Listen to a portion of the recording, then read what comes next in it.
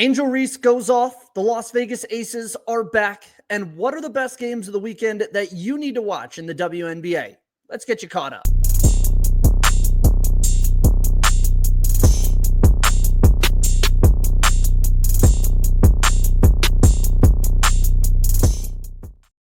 And welcome back, ladies and gentlemen. It is No Cap Space WBB. Andrew Haubner, happy to be with you and happy that you are here with us on a beautiful Friday in Denver, Colorado. It is not hot anymore.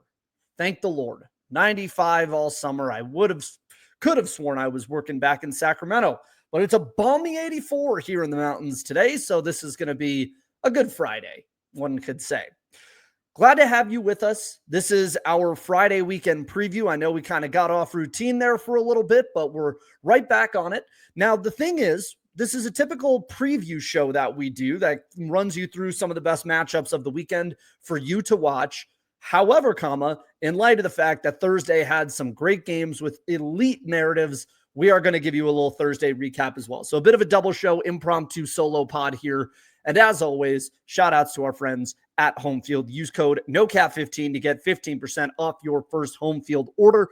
Check out Can't Miss Kickoff. A lot of great football merch coming this year. And then when we get into the women's basketball world, check out the No Cap Space WBB collection. All of Home Field's women's basketball merch, all put under one curated library done by your friends at NCS. As always, be sure to like, share, subscribe to us here on YouTube, to the podcast on Apple or Spotify. Rate us, review us. Hopefully give us a 5-star review if you like us all that much. We do certainly love it. Check us out on Substack, where we have our near daily newsletter, sometimes a twice daily newsletter, delivered right to your inbox. Insights, features, all of the things you need to know to be up to date on the world of women's basketball. Check us out on TikTok, Instagram, Facebook, if you still use it, Twitter, and Blue Sky. We are everywhere you need to get your news on women's basketball. So let's get started and talk a little bit of hoops because, boy, man, we had an extremely fun Thursday night of matchups here. The starters for this show, at least, going to have to be the big one. It's going to have to be the Chicago Sky defeating the New York Liberty in second place in the league, falling to one of the worst teams on the back of a dueling 20-plus, 10-rebound-plus performance from Angel Reese and Kamilla Cardoso. Angel Reese, 20 points, 10 rebounds, 3 assists. Kamilla, 22 points, 15 rebounds, 5 assists. The two of them combining for 14 of 18 from the field and an utterly absurd 15 of 16 from the line. Guys, I'm going to tell you this right now. This is the vision. If you are in Chicago, this is the vision. This is what you want your games to look like. You want your guards to kind of get out of the way, more or less, hit the shots when needed. Ariel Atkins with a big night, 6 of 9 shooting. Michaela Onyenwere, 6 of 9 shooting against her former team. Quiet night for Rachel Banham, but everybody else did just enough. They did just what they needed to do, and you just overwhelm opponents in the front court because you have Angel Reese and Kamilla Cardoso. Now, the thing that I have come to all week long, excuse me, is it's a take. This take is going to sound crazy on its face, but I'm going to walk this take out for you, and I'm going to explain the entirety of why I believe this. I've been watching Angel Reese since she got back to the Chicago Sky lineup, and the player comp that I have for her in another sport, in terms of the mental makeup, the energy, and what she brings to her team and how they seem to rally around her, is Buffalo Bills quarterback Josh Allen. Now, you got to let me explain this one, okay? I covered Josh Allen for 2 years in Wyoming. I worked in Casper, Wyoming, KTWO TV, and I was there for the 2 years that Josh Allen was there. So I got a front row seat to the hype machine of being an unheralded pick that nobody really knew much about, to eventually a first-rounder guy that was in talks for the number 1 pick, was taken 7th overall by the Buffalo Bills. And a lot of how we talk about Angel from a scouting perspective and eventually now from an energy on the floor perspective is very similar to how I remember the conversations around Josh Allen to go. We talked about Josh Allen as a very physically gifted, active, energetic player who just was a project on the fundamentals. Like, the kid came late to the game and he was seen as a project, but the physical upside was so good that you could not look away. The arm strength, the height, the size as quarterback, it was all too good to look away, right? And everybody said you can't create a quarterback with a guy that's that much of a project. And what ended up happening was people underestimated, but the people that had covered him from Wyoming knew this. I mean, I was all in on him from jump because his mental makeup was elite. I mean, you could see it when he was in college that he was just elite as a quarterback, and that even if he didn't get it immediately, he was going to get it eventually.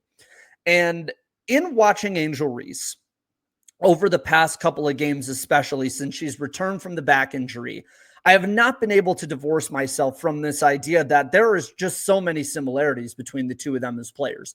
And a big reason for that is when I think about what the pre-draft scout was on Angel Reese, it was elite rebounder, elite energy player, but some certain fundamentals in terms of being able to handle the ball, being able to limit her turnovers while handling the ball, being able to pick her head up and be a better passer, improving the shooting percentage inside the circle and inside 10 feet, making the smart play and not the play that is going to benefit her. And I don't mean that in like a selfishness, like stat padding kind of way. I think somebody like Angel is the type of person that is like, I can do this myself. I can carry the team myself, and needed to learn that you don't need to be a superhero all the time. It doesn't always have to be you. You can bring in everybody else around you and find that success. And eventually, the thing that we all missed was this idea that Angel can't do that. Angel's not capable of growing. Angel's not capable of finding the elite mental makeup. She's too busy wanting to be a celebrity or what have you. And people missed the fact that this is an elite competitor with an elite mindset. And there is no play that exemplifies more what I'm talking about. About 5 minutes left in the third quarter of this game against the Liberty on Thursday night. Angel runs in. I think it's a Kamilla miss, or it's, I think, maybe her own shot.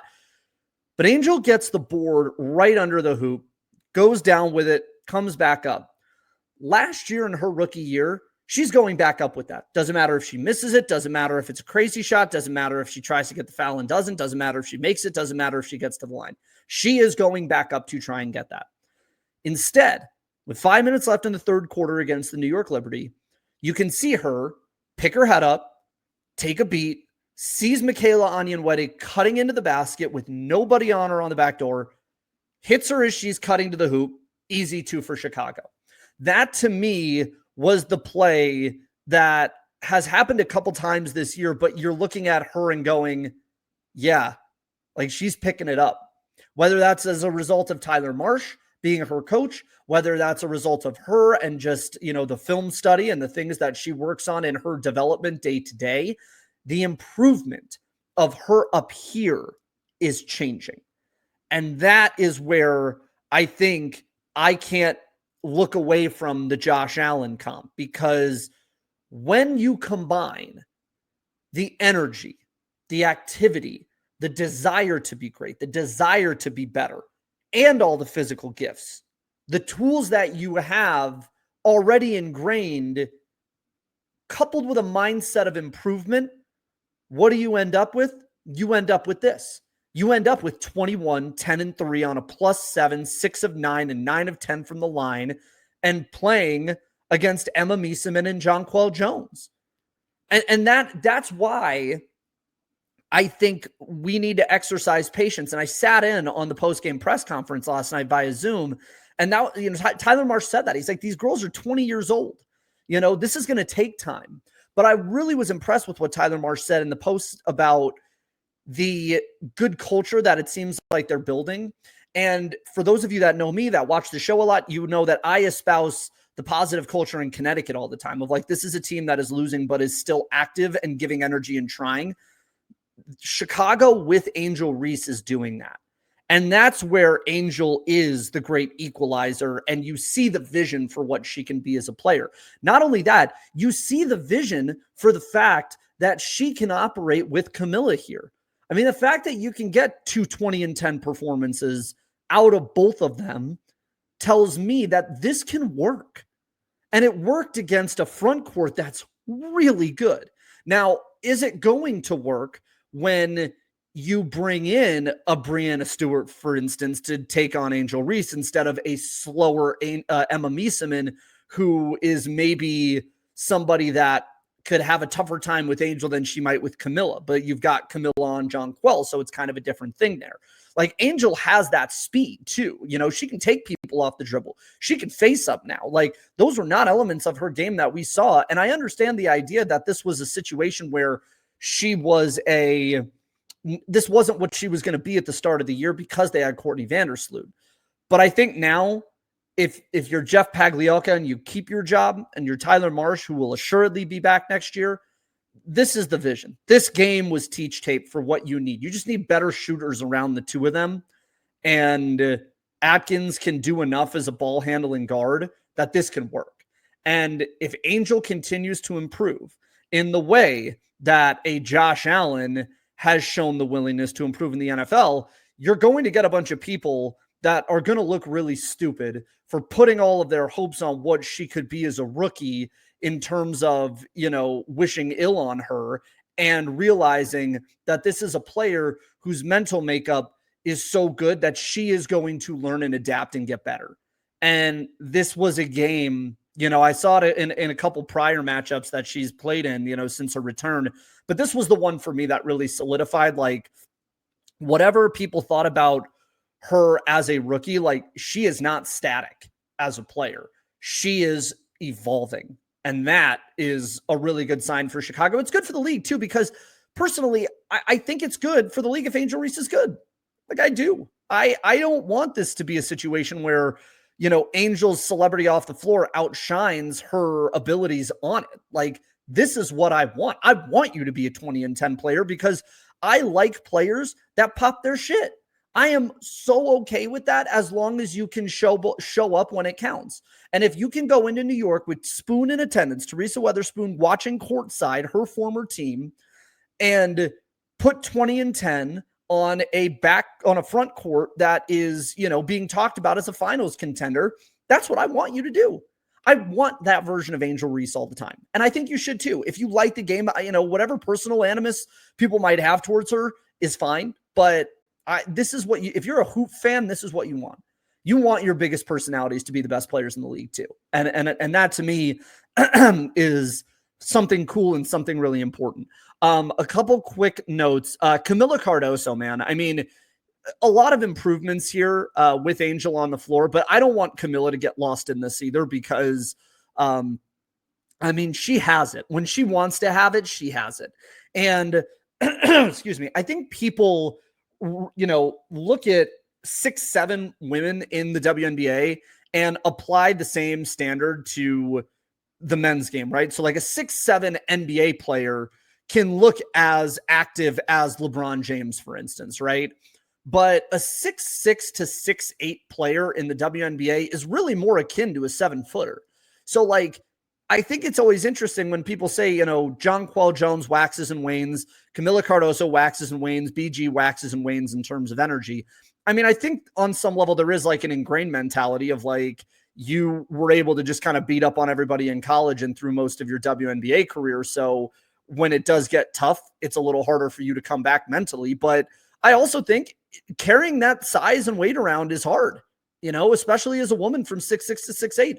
Dudes that are, 6'11" to 7'1", I mean, you don't see them incredibly active every single possession in the way a dude like LeBron is. Like, Jokic moves slow, Embiid moves slow. Like, it's not a huge issue. And, sometimes you'll get a different situation like a Wemby or a Kevin Durant. And when you get those situations, you get 6'6" Azurá Stevens and 6'7" Dominique Malonga. Like, it happens. It's different.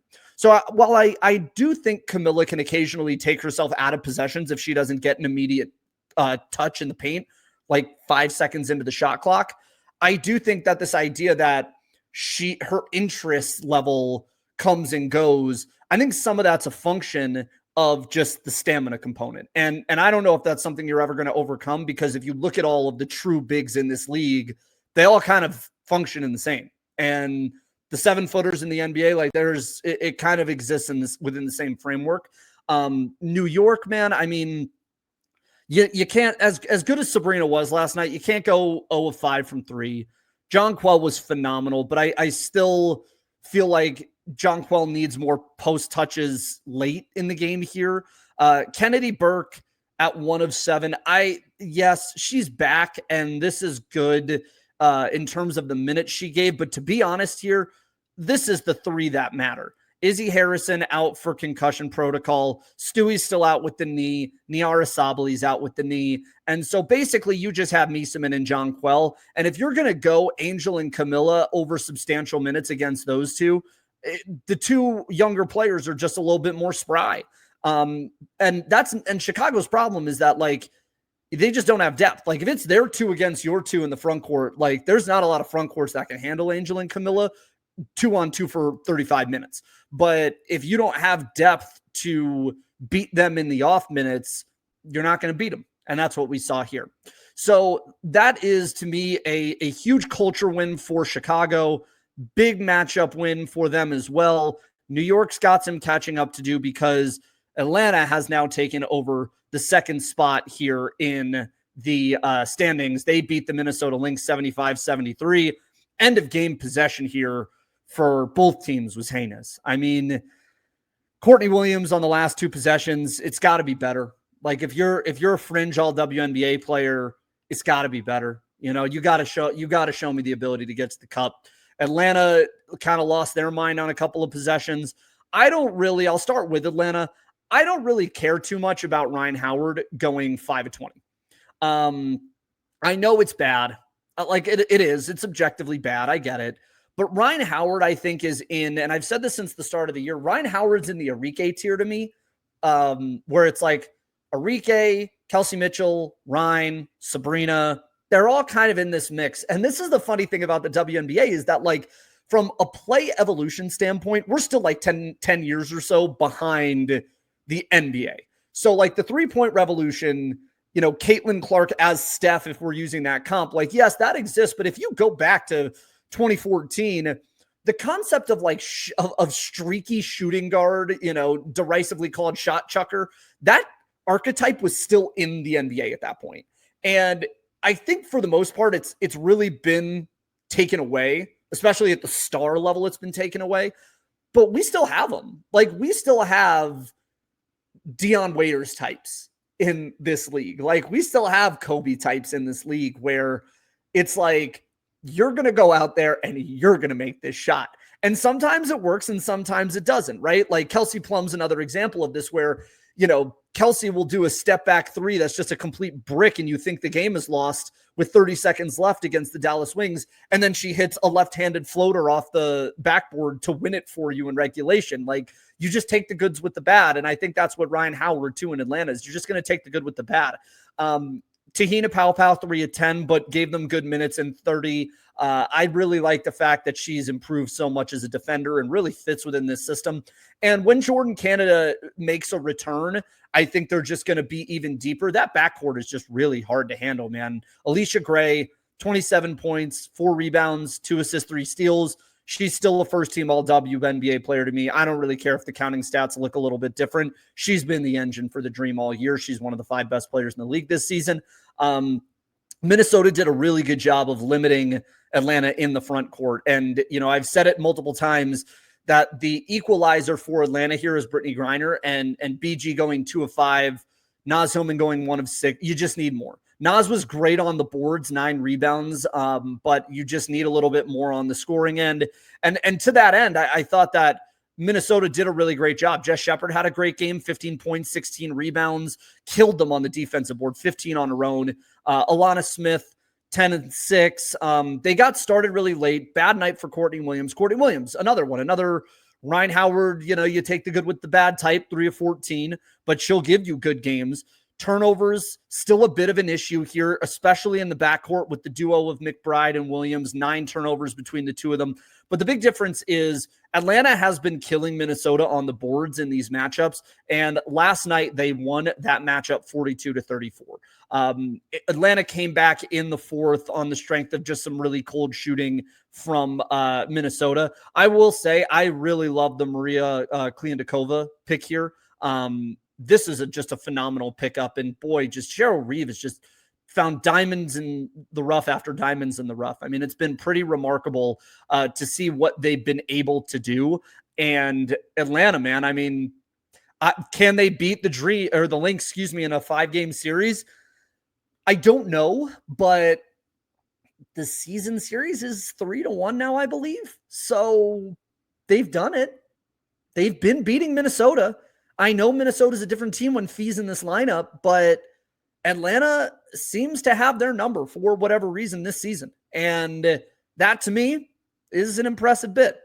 Won't spend too much time on Connecticut and Washington. Kind of an ugly game in Uncasville, to be honest with you. I just think that for Connecticut, I don't know how you don't watch it and be so stoked about what this core is. And again, to me, this is one of those situations where when you look at how cost-controlled the contracts are for Connecticut going into a different CBA, they are going to come in so under the cap. Whatever this new cap is, they have multiple players on rookie deals here. Anissa Morrow, Layla Khan, Aaliyah Edwards, Ono's a free agent, but Sanaya Rivers, Rhea Marshall.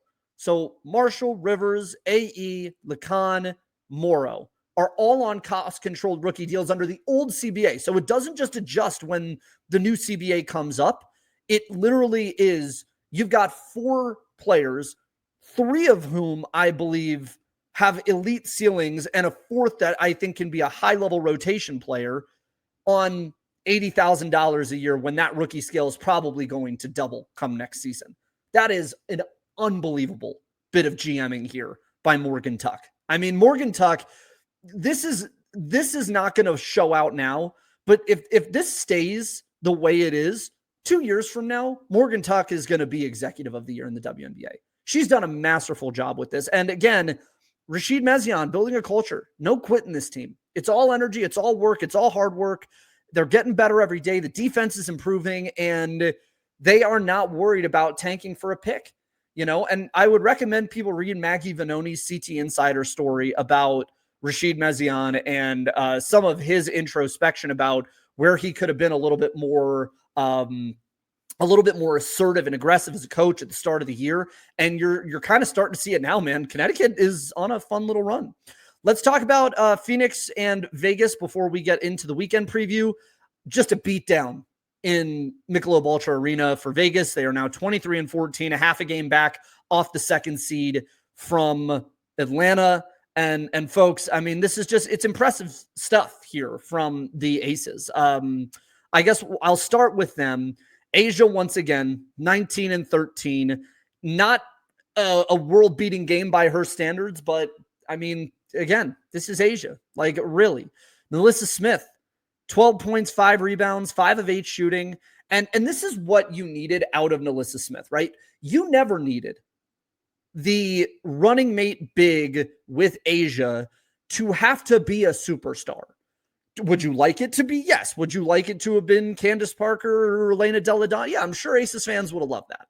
But all you ever needed was someone to give you 10 points. You just didn't need Kia Stokes to give you bagels every time she went out there opposite her where they could play drops and just like let her stand there at 12 feet and say, try it. You can't do that with Melissa Smith. And Asia is such an elite defender that any shortcomings you are seeing with Melissa on the defensive end of the ball, Asia's helping cover those. And so all you really needed was someone to just give you points, just shoot the ball, put the ball in the cup. And Alyssa Smith has absolutely done that. I mean, it's very funny how the Aces have been like the island of misfit toys and somehow have made it work. Kirsten Bell, I'm going down, or at least planning to go down to Vegas here in the near future to get a feature on Kirsten Bell, because I have given a lot of shit to Kirsten Bell. Shawnee has given a lot of shit to Kirsten Bell. Greer and Tyler and most of the internet has given a lot of shit to Kirsten Bell about being basically a seat filler at the ESPYs. Like, you are here on the Power of Friendship. Why are you occupying a space on this bench? And at this point now, I don't know. Maybe this has been Becky Hammond's mess up the whole time, because Kirsten Bell's been good. Like, she's given them what they've needed. It hasn't been too much, but she's given them enough and has allowed the rotation to exist where Jewel Lloyd can go to the bench, and Jewel now gets to be the centerpiece, score first player in an off rotation with Asia or Jackie or Chelsea, the ones who like need to take the majority of the shots. Like, the wealth is now spread in a way that it wasn't at the start of the year.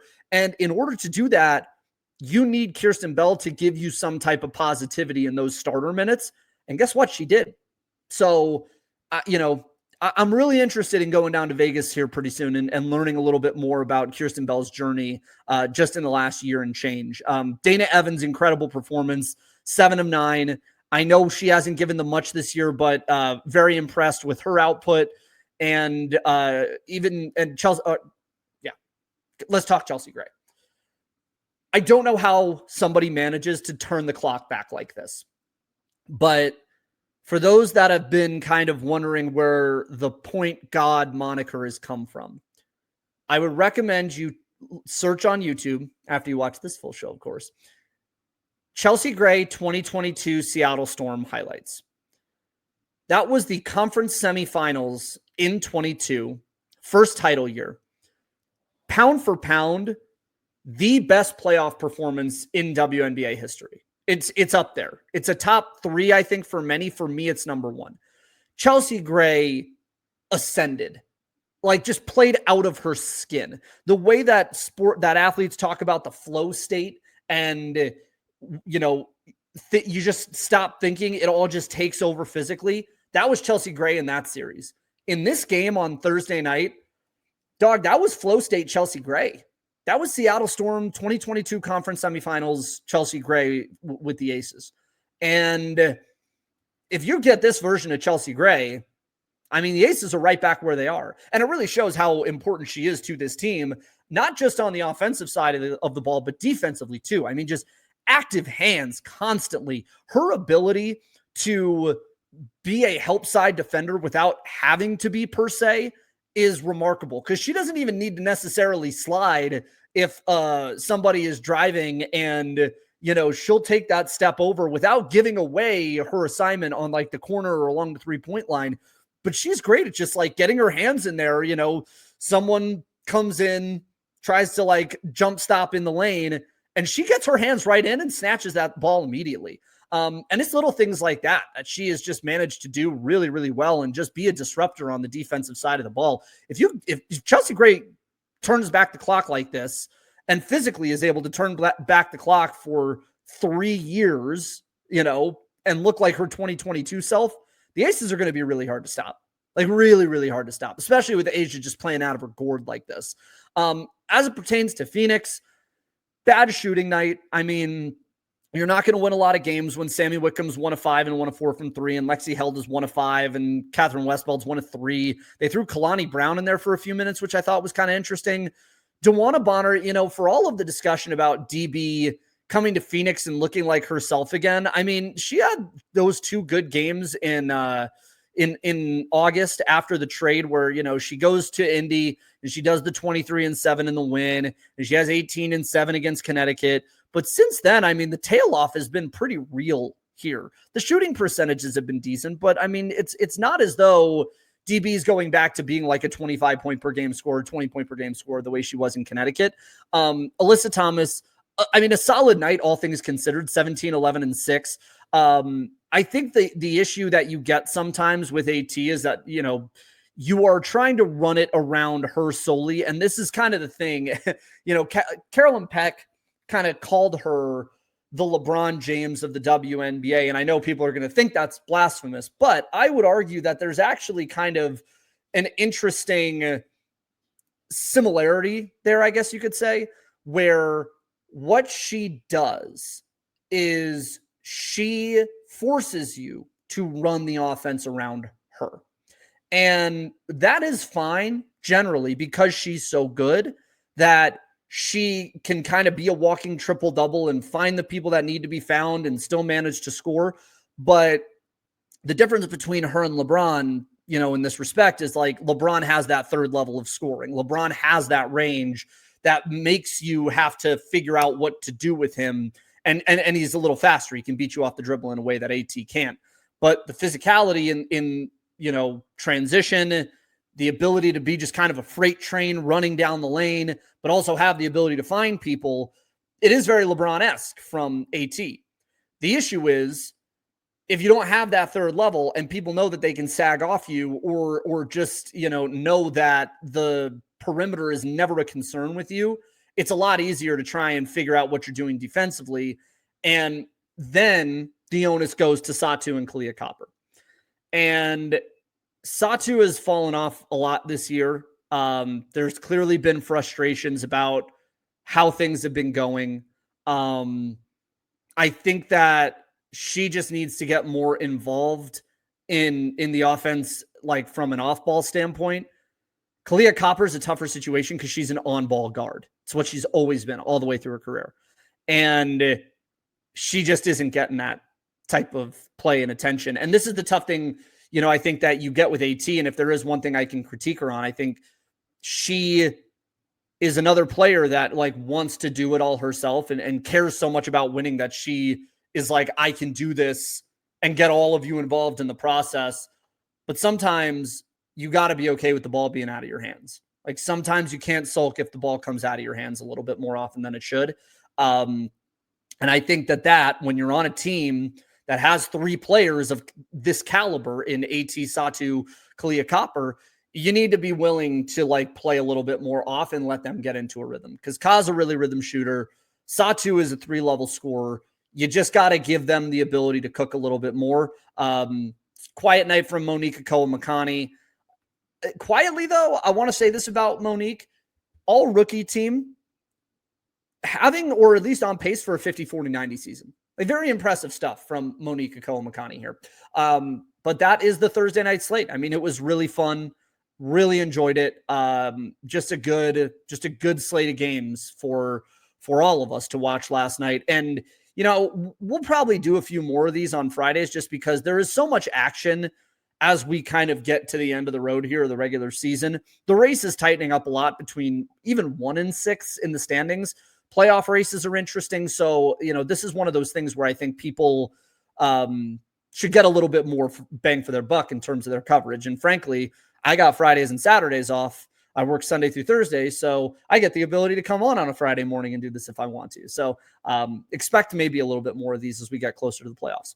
Now, let's talk about the weekend ahead. We have a really solid slate of games here. We start with Indiana and Minnesota, 5:30 on Ion and Cambridge. Storm Wings at the same time, Ion and College Park. The late nightcap, Phoenix and Golden State. I would say the game of the night, if you got to watch one of these, Minnesota and Indiana. I think that Indiana is at a point here where they are pretty decimated. I can't imagine Caitlin's coming back. There were conflicting reports about whether she picked up a bone bruise or an ankle injury that already was compounded by the groin. I know there's not a lot of trust right now in the organization about how they are handling public disclosures of what this injury is. But I think it's pretty fair to say we're probably not seeing her again this year. And if she tweaked her ankle or picked something else up, just shut her down. Shut it down. Sophie's hurt. Aries hurt. Colson's hurt. Let it be. Let the chips fall where they may. See what you can do with Aaliyah and Kelsey and kind of go from there. But I do like this matchup. Obviously, Minnesota is on a back-to-back after a huge game in Atlanta, so they're susceptible here. And to me, that's why I think this is important. Indy is good in Cambridge when it comes to like the role players. I think the role players feed off the crowd a lot. Aaliyah hopefully will have a friendlier whistle in there. Kelsey Mitchell's coming off a 38-point performance. That Sun game, I feel like, really galvanized them in terms of coming back from a 21-point deficit and knowing that no matter the amount of injuries, you can still do this. You can still win in the way you need to.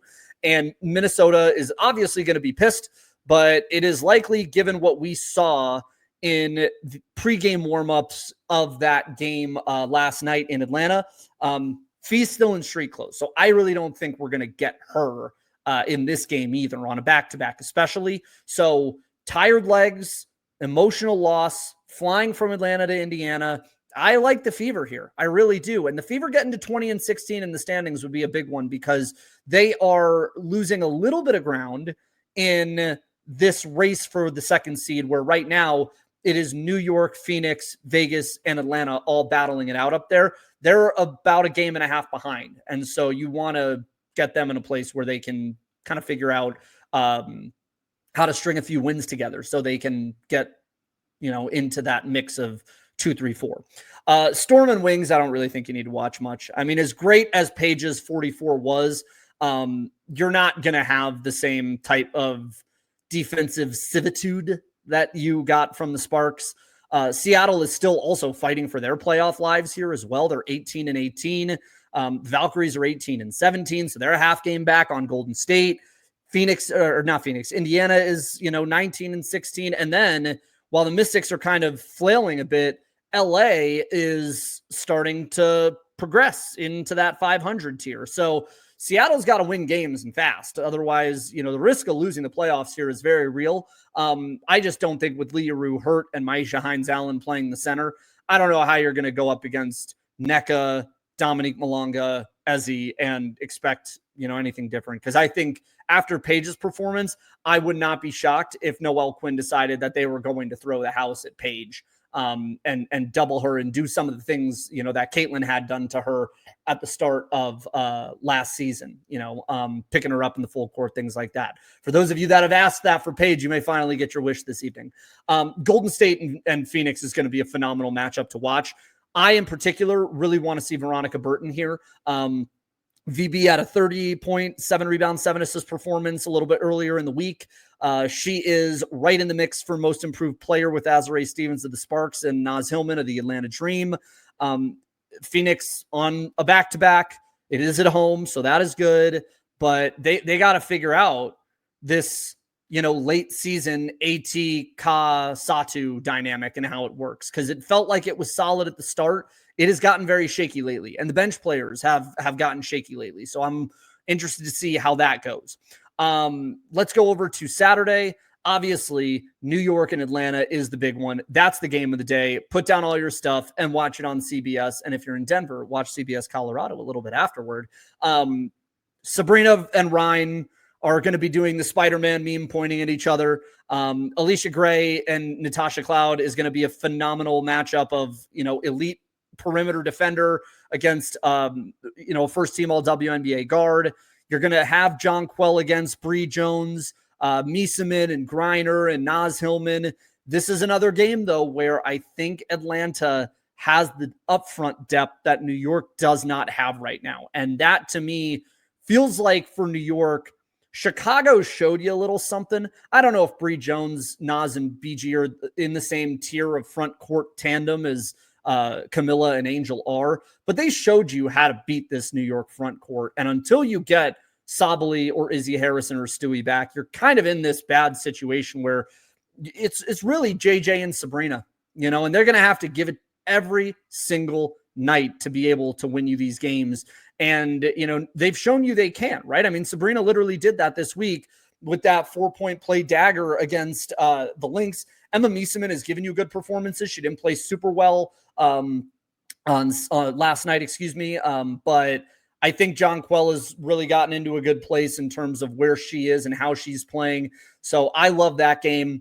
Aces Mystics is just going to be fun because you're going to get Kiki Iriafen and Asia Wilson. Another great test for Sonia Citron, who, if you're keeping track of the Rookie of the Year battle, not a great performance last night in that, to make up ground in that race. So the gap isn't widening per se, but every game has to kind of go like this if you're Sony, and sitting here is not going to get you up to here. You know what I mean? So I'm really interested to see how she kind of bounces back in this performance. Kiki and Asia is a fun leg sleeve battle. And then Connecticut and Chicago. This is great because the energy that I have seen since Angel has returned has indicated to me that Tyler Marsh does indeed have a culture. Like, they haven't given up on him yet. They haven't given up on the team yet. So this is going to be like maybe not the most aesthetically pleasing basketball, the most competitive basketball, but there's going to be a lot of energy here. I like this game. You know, this is my, like, they're bad but fun kind of game. You know, their shenanigans are cheeky and fun instead of tragic and sad. Sunday, Storm Mystics, another make or break game for Seattle. Washington, I think it's pretty clear, has given up on the year, not in a on the floor standpoint, but I think in trading Sykes, this is what they wanted on some level, was the ability to salvage draft position because they knew that they weren't going to do much better than the 8th seed. And I will say this for the Mystics, because I know people were probably a little pissed about how this whole thing went. I actually am very happy with Washington's decision here, because this is what the Wizards have done forever, right? And, you know, this is like a Monumental Sports Group thing, where up until about a year and a half ago, it was like, well, if we're in the A seed and we can sell some playoff tickets, that's fine. Instead, this time, the Mystics are deciding we don't want to just be a first-round exit. We want to be a championship team. And if that means sacrificing this year to be a championship team 2 years from now, we're going to do that.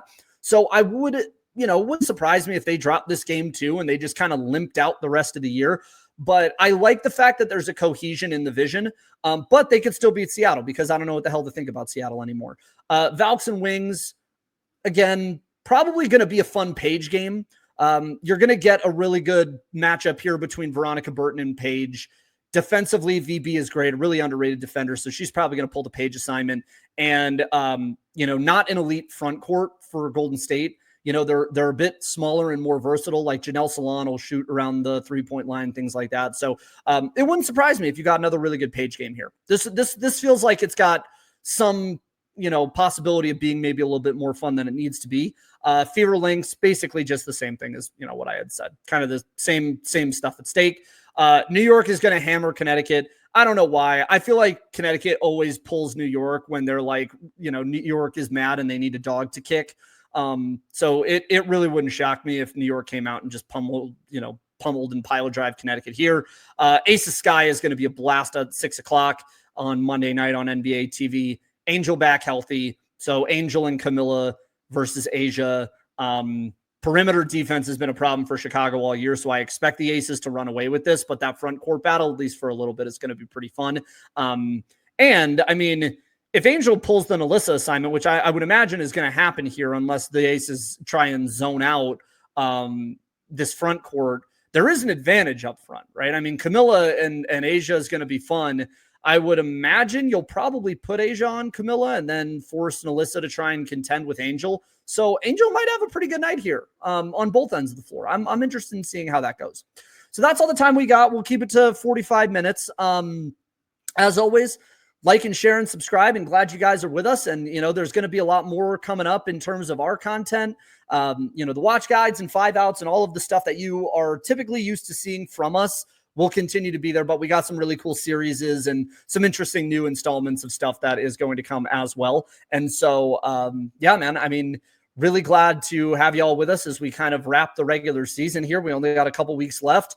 Keep an eye out for some boots on the ground coverage from Vegas in a week or two. And I know that we're going to be covering the playoffs a ton. Shawnee was in Atlanta last night for the Lynx game, and she's got a couple more games to come. So we are all hands on deck, full speed ahead.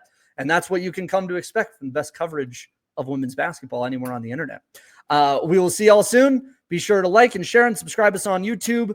Rate us and review us and give us 5 stars on Apple or Spotify. Subscribe to the newsletter on Substack and find all of our work on nocapspacewbb.com. And if you like the short form stuff, check us out on TikTok and Instagram as well. But for now, I'm Andrew Haubner. This is No Cap Space WBB. We'll see y'all very, very soon. Sunday Wrap Show. It's coming up.